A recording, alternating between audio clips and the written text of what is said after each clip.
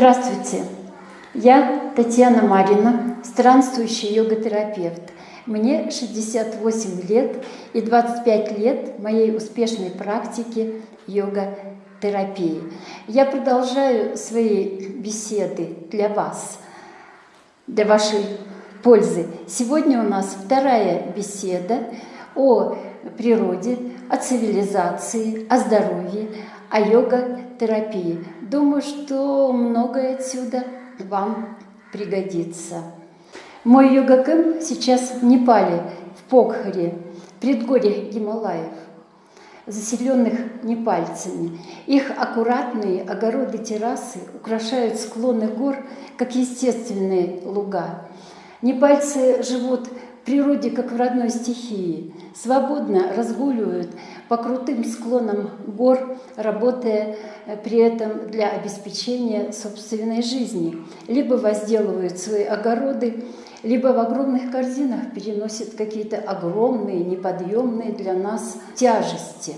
Красота природы для них привычна и священна, и они ее оберегают. Природа дарит им за это силу духа и здоровья. В отличие от привычных непальцев, туристы из цивильных мегаполисов ходят по горным склонам, любуясь высоченными вершинами, устают, изнемогают. Непривычно это для них, но все же молодцы. Вырвались они из цивилизации с удобствами и набираются здесь здоровья, что тоже хорошо и полезно. Цивилизация, искусственно созданная материальная среда, оснащена удобствами для работы и для угробления здоровья. Поэтому человек все же иногда высовывает нос в природу, чтобы набраться здоровья. Чаще всего он шашлычит и писает пивом на природе, но этого мало. Природа любит стопроцентное внимание к себе. Только тогда она дарит всем пришельцам в нее здоровье. Оздоравливаться йога-терапией тоже нужно все-таки в природе, а не в цивилизации. При этом отступают самые тяжелые болезни. Но сейчас общество наше напугано такими тяжелыми болезнями, как БАС, рассеянный склероз, цирроз печени. Поэтому не нужно здесь глушить симптомы, это бесполезно, это не поможет. Надо убегать в природу. Если вы еще не начали себе вредить лекарствами, и если вы еще не нуждаетесь в реанимации, именно в природе, именно в естественных условиях вы сможете восстановить здоровье, и космические силы при этом обязательно помогут. Если вы почувствовали первые симптомы какой-либо тяжелой болезни, не пытайтесь их глушить, это бесполезно. Лучше обратиться к опытному йога-терапевту и в природе с ним оздоравливаться. Это не обязательно ко мне, можно к любому другому. Йога-терапевтов опытных сейчас достаточно. Вся созданная космосом материальная среда природы наделена его космическими силами от Создателя и может ими пользоваться в любых ситуациях, когда они нужны. Человек — уникальное творение космических сил. Он наделен правом выбора. Он может сам выбирать из колебаний и составлять программы, которые ему захочется. Но выбирает он, конечно, эмоциональными восприятиями. Поэтому космос контролирует космические силы, которые постоянно в виде колебаний присутствуют в нашем организме. Они контролируют этот выбор и либо помогают осуществиться задуманному, материализоваться, либо нет. Если наши задуманные фантазии не угрожают глобальной природе, то все это осуществится. Помните сказка о рыбаке и рыбке? Когда бабушка обрадовалась тому, что корыто починили, дом новый построили, и вдруг решила стать владычицей природы.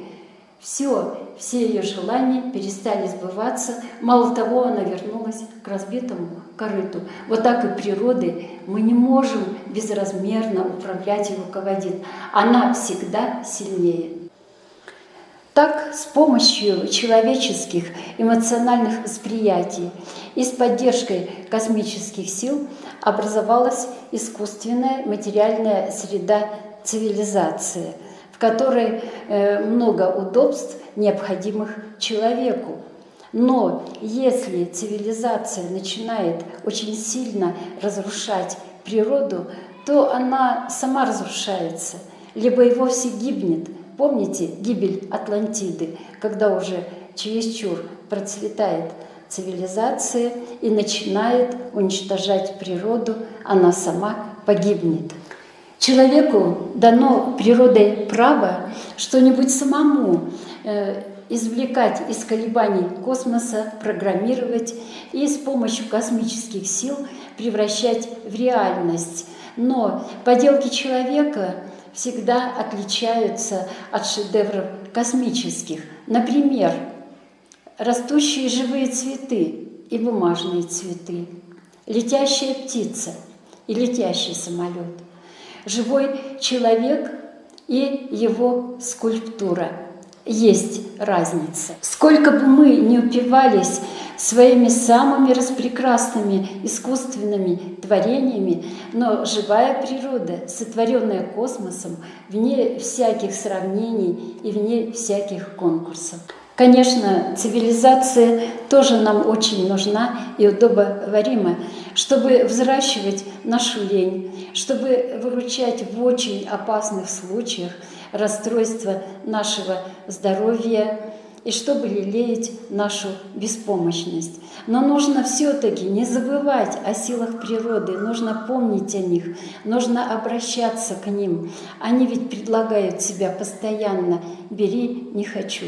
Ну давайте перейдем к упражнениям и моим рекомендациям. Первое.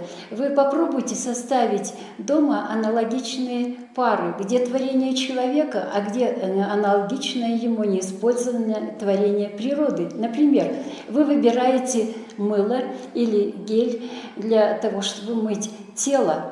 Это и то, и другое не нужно, потому что смывает с кожи витамин D, а он участвует в сохранении кальция в организме. Лучше применить совершенно другой способ, я вам объясню.